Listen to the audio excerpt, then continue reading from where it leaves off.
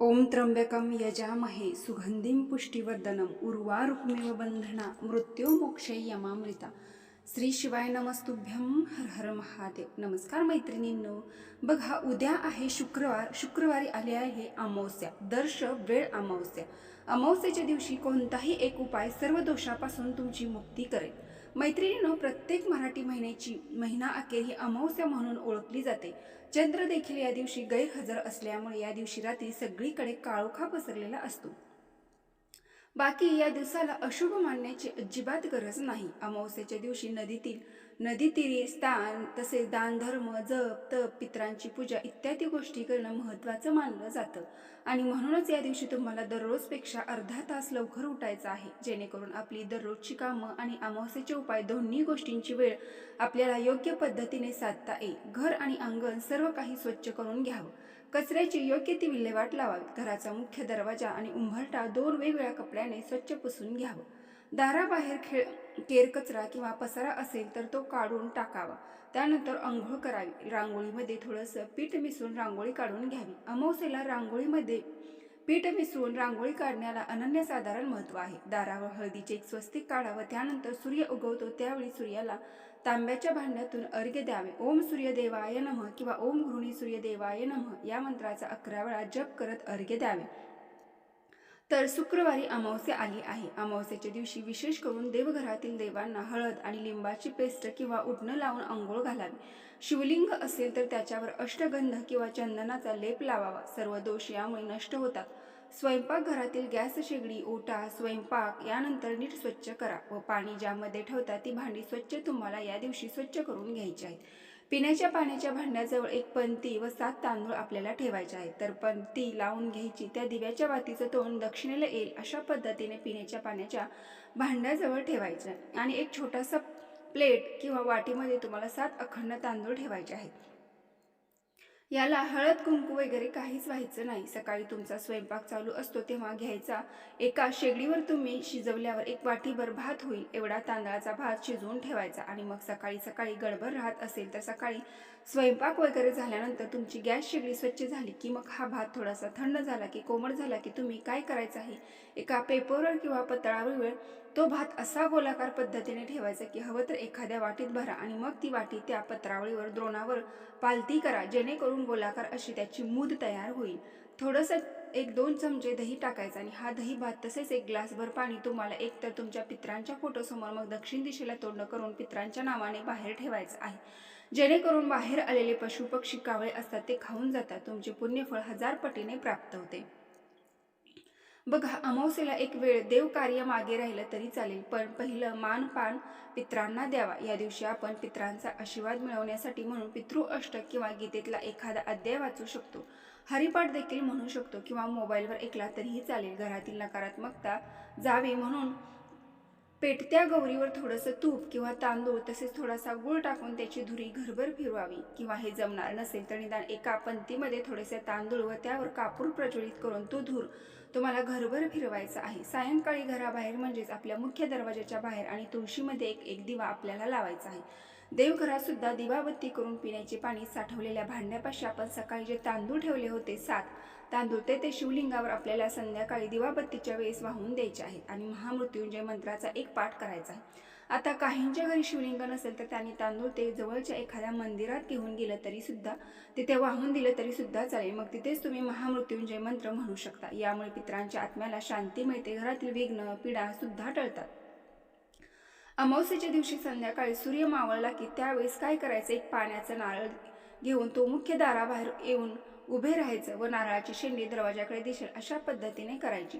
दोन्ही हातात पकडायचा. दाराच्या वरच्या चौकटीपासून ते खाली उंबरठ्यापर्यंत 7 वेळा एखाद्याची नजर आपण काढतो त्या प्रकारे आपल्याला हा नारळ उतरवायचा आहे.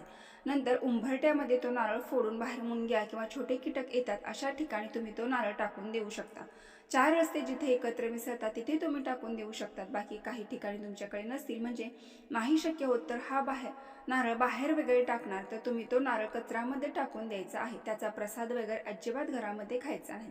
आता आपण काही उपाय बघूयात. नंबर 1, अमावस्येच्या दिवशी सकाळी स्नान इत्यादी केल्यानंतर कणकेच्या गोळ्या तयार कराव्यात.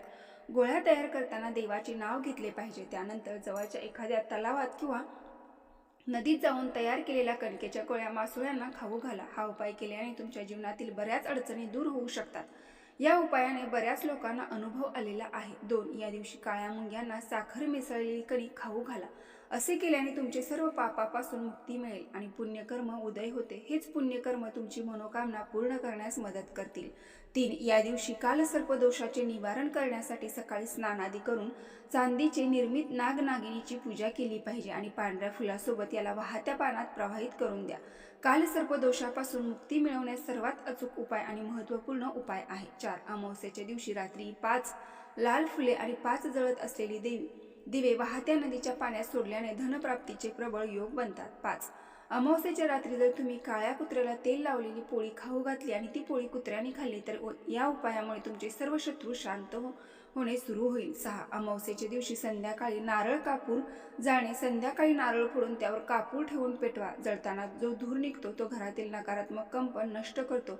सतत त्यांना भांडण अस्वस्थ जाणवत असेल तर असा हा उपाय करून पहा. 7. तेजपत्ता म्हणजे कडीपत्ता, लवंग, धूर, 2 तेजपत्ते आणि 3-4 लवंगा जाऊन त्याचा धूर घरभर फिरवा. घरातील जड वातावरण, वाईट विचार आणि अडलेली ऊर्जा बाहेर जाते. घरात प्रसन्नता आणि शांतता वाढते. 8. अमावस्येच्या दिवशी भीमसेनी कापूर. रात्री बाथरूममध्ये थोडा भीमसेनी कापूर पेटवा. बाथरूममधून नकारात्मक ऊर्जा ही सगळ्यात जास्त प्रमाणामध्ये असते, तिथेच नष्ट होते. अचानक आजार, थकवा कमी होतो. 9. अमावस्येच्या दिवशी एक मिठाची वाटी, खडे मीठ एका वाटीत घेऊन घराच्या कोपऱ्यात ठेवा. पैसा टिकत नाही, खर्च वाढतो अशा तक्रारी कमी होतात. दुसऱ्या दिवशी मीठ घराबाहेर टाका. 10. अमावस्येच्या दिवशी रात्री उंबरठ्यावर तिळाच्या तेलाचा एक दिवा लावा. दारिद्र्य, अडथळे दूर होऊन लक्ष्मीचा प्रवेश सुलभ होतो.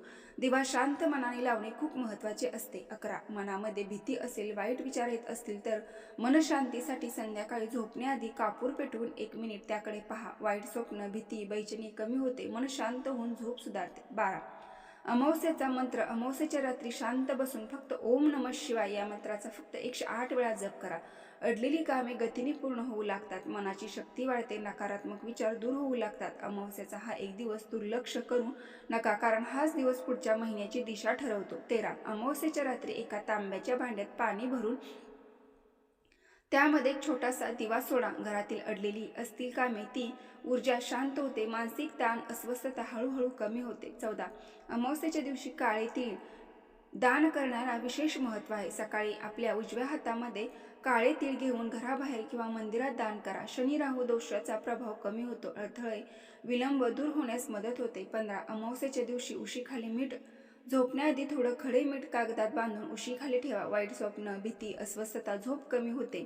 सकाळी ते मीठ घराबाहेर निर्जन कमी ठिकाणी टाकून द्यावे किंवा कचरा कुंडीत टाकून द्या. 16. ज्यांच्या घरी पैसा येतो, आलेला पैसा टिकत नाही, लक्ष्मी स्थिर राहत नाही, धनवृद्धीची सतत समस्या असेल तर आज अमावस्येच्या दिवशी आवळ्याच्या वृक्षाखाली एक तुपाचा दिवा प्रज्वलित करावा. हा दिवा प्रज्वलित केल्याने धनप्राप्ती होण्याचे मार्ग मोकळे होतात. 17. अमावस्ये दिवशी घरातील ईशान्य कोपऱ्यात एक शुद्ध गाईच्या तुपाचा दिवा किंवा साध्या तुपाचा दिवा प्रज्वलित करून त्याच्यामध्ये एक केशर आणि 2 लवंगा टाकाव्यात. पण लक्षात ठेवावं की हा दिवा सकाळी सूर्योदयापासून सूर्यास्तापर्यंत प्रज्वलित राहता ठेवावा. असे केल्याने माता लक्ष्मी प्रसन्न होते आणि आपली आर्थिक तंगी दूर करते.